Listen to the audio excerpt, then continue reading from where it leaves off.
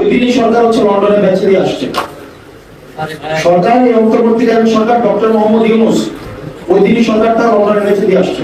পৃথিবীর ইতিহাসে এমন ঘটনা আছে কিনা যে সরকার প্রধান, অন্তর্বর্তীকালীন সরকার প্রধান এবং হচ্ছে রাজনৈতিক দলের ভারপ্রাপ্ত চেয়ারম্যান একই সাথে প্রেস কনফারেন্স করে? প্রশাসনের দেখা যায় সচিবালয়ে 5টায় অফিস শেষ হয়, 4টা থেকে গুলশানে লাইন দেওয়া শুরু হয়, পল্টনে লাইন দেওয়া শুরু হয়। আগে সেটা দিত ধানমন্ডি 32 সালে, আর পাইপের অফিস হচ্ছে আপনার ওই যে গুলিস্তান। তারা আবার এখন লাইন দেয় ঠিকই, এখন লাইন হচ্ছে গুলশান এবং পল্টন। এটা যে জাতীয়তাবাদী রাজনৈতিক দলের জন্য যে সুখবর কিছু বিষয় এমন না।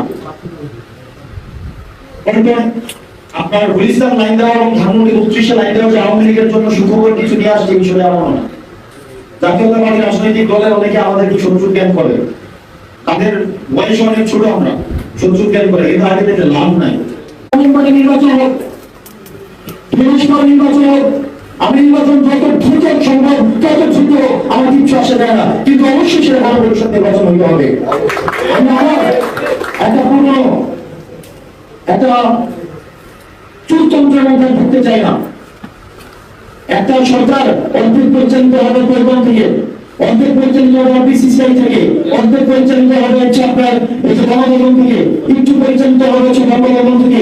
এই ধরনের রাষ্ট্রের অবস্থা চাই না।